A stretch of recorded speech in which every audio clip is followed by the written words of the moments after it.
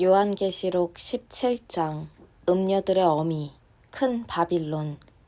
7대접을 들고 있던 7천사 중 하나가 와서 나를 초대하며 말했습니다. 오너라, 많은 물 위에 보좌를 두고 앉았던 그 큰 음녀, 땅의 왕들이 더불어 음행을 행한 그 음녀가 받을 심판을 너에게 보여주겠다. 그녀의 음란한 욕정을 마시고 취한 땅에 사는 사람들에게 내릴 심판을 보여주겠다. 그 천사는 성령 안에서 나를 광야로 데리고 갔습니다. 나는 붉은 짐승을 타고 있는 한 여자를 보았습니다. 하나님을 모독하는 말로 가득 찬 그 짐승에는 7개의 머리와 10개의 뿔이 있었습니다. 그 여자는 자주색과 붉은색 옷을 입고 있었고 금과 보석과 진주로 치장하고 있었습니다. 그 여자는 손에 금잔을 들고 있었는데 그 잔은 온갖 역겨운 것들, 그녀의 더러운 음행들로 가득했습니다. 그녀의 이마에는 수수께끼 같은 이름이 찍혀 있었습니다. 땅의 음녀들과 혐오스런 것들의 어미, 큰 바빌론. 내가 보니 그 여자는 술에 취해 있었는데 하나님의 거룩한 백성의 피를 마시고 예수의 순교자들의 피를 마시고 그렇게 취해 있었습니다. 소스라치게 놀란 나는 내 눈을 비볐습니다. 나는 놀라서 고개를 설레설레 저었습니다. 천사가 말했습니다. 놀랐느냐? 내가 그 여자와 그 여자가 타고 있는 짐승, 7머리와 10뿔을 가진 그 짐승의 수수께끼를 너에게 말해주마. 너가 본 그 짐승은 전에 있었으나 지금은 없으며 장차 바닥 없는 구덩이에서 올라와 결국 지옥으로 직행할 짐승이다. 땅에 사는 사람들 중에 그 이름이 창세로부터 생명책에 기록되어 있지 않은 이들은 전에 있었으나 지금은 없으며 앞으로 올 그 짐승을 보고서 현혹될 것이다. 그러나 경계를 늦추지 마라. 머리를 써라. 7머리는 7 언덕으로서 그 여자가 앉아있는 곳들이다. 또한 7머리는 7 왕이다. 그중 5은 이미 죽었고 하나는 지금 살아있으며 다른 하나는 아직 나타나지 않았다. 나타나더라도 그의 때는 잠깐일 것이다. 전에 있었으나 지금은 없는 그 짐승은 8번째이기도 하고 7 중 하나이기도 한데 장차 지옥으로 들어갈 것이다. 너가 본 그 10뿔은 10왕이지만 그들은 아직 권력을 잡지 못했다. 그들은 장차 그 붉은 짐승과 함께 권력을 잡을 것이지만 오래가지는 못할 것이다. 아주 잠깐만 위세를 부릴 것이다. 이 왕들은 한 마음으로 그들의 권능과 권세를 그 짐승에게 넘겨줄 것이다. 그들은 어린 양에 맞서 전쟁을 일으키겠으나 어린 양이 그들을 이길 것이다. 이는 그 어린 양이야말로 모든 주의 주님이시며 모든 왕의 왕이시라는 증거가 될 것이며 부름받아 뽑힌 신실한 사람들이 그분과 함께할 것이다. 이어서 그 천사가 말했습니다. 너가 본 음녀가 보좌를 두고 앉아있는 그 물은 백성과 무리와 나라와 언어들이다.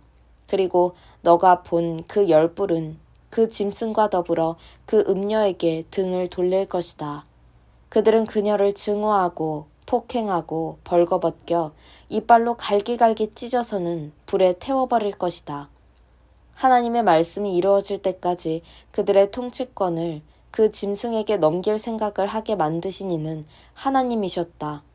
너가 본 그 여자는 땅의 왕들을 압제하는 그 큰 도성이다.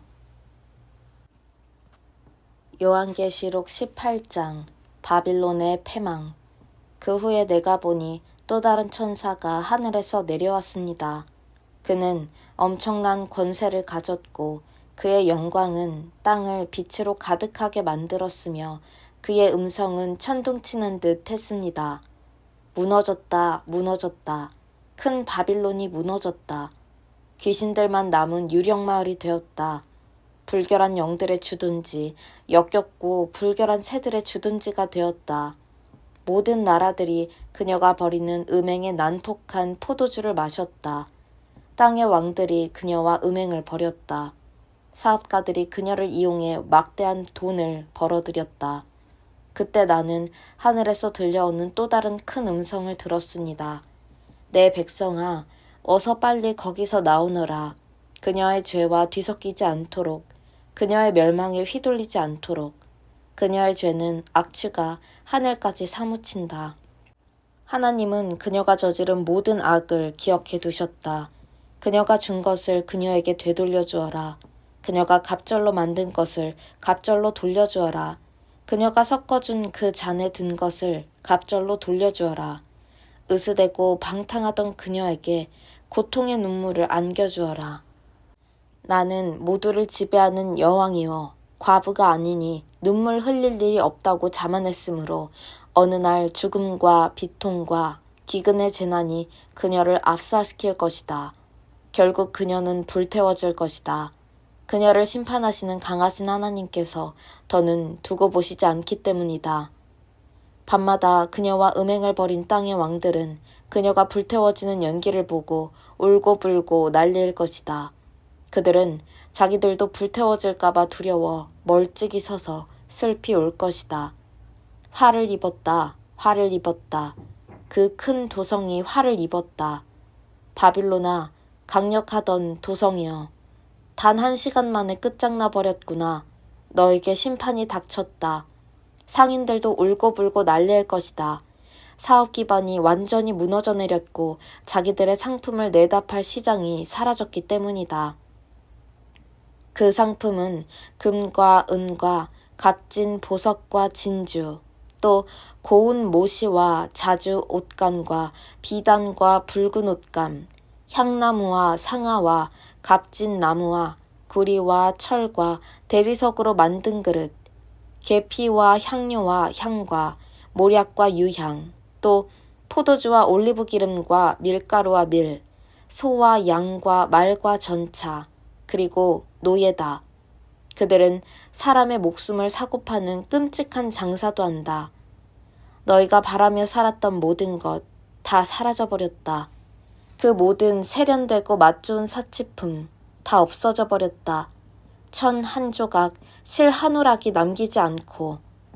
그 여자 때문에 막대한 돈을 벌어들인 상인들은 자기들도 불태워질까봐 두려워 멀찍이 서서 울고불고 난리였다. 화를 입었다. 화를 입었다. 그 큰 도성이 화를 입었다. 최신 유행하는 의상을 걸치고 최고가의 보석들로 치장하고 다니더니 단 1시간 만에 그 부가 모조리 날아갔구나. 모든 선장과 선객, 선원과 바다에서 일하는 사람들도 모두 멀찍이 서서 그 도성이 불타는 연기를 보며 비탄에 빠져 울었다. 아, 얼마나 대단한 도성이었던가. 저런 도성이 또 언제 있었던가. 그들은 머리에 재를 끼얹고 마치 세상이 끝난 것처럼 울었다. 화를 입었다. 화를 입었다. 그 큰 도성이 화를 입었다. 배를 가진 사람들, 바다에서 장사하는 사람들 모두 그녀가 사고 소비하는 덕에 부를 얻었건만 이제 다 끝났다. 1시간 만에 모조리 다 날아갔다. 오 하늘이여 기뻐하라. 성도와 사도와 예언자들도 함께 즐거워하라. 하나님께서 그 여자를 심판하셨다. 그 여자가 너에게 행한 모든 악행을 다 심판하셨다. 한 힘센 천사가 맷돌처럼 거대한 옥석을 손을 뻗어 잡고서는 바다에 내던지며 말했습니다. 큰 도성 바빌론이 내던져져 가라앉았다. 바다에 가라앉아 흔적조차 찾아볼 수 없게 되었다. 하프 타고 노래하는 자들의 음악 소리 더 이상 들리지 않고 피리 소리, 나팔 소리도 다시 들리지 않으리라. 장인들도 다 사라졌다. 그런 사람들을 다시는 보지 못하리라. 맷돌 소리도 잠잠해졌다. 그 소리도 다시는 듣지 못하리라. 램프의 불빛도 다시 보지 못할 것이며 신랑 신부의 웃음소리도 다시 듣지 못하리라. 그녀의 상인들이 온 땅을 속여먹고 검은 마술로 모든 민족을 기만해왔다. 이제 바빌론에게 남은 것이란 피가 전부다. 성도들과 예언자들의 피, 살해당한 사람들, 순교한 사람들의 피.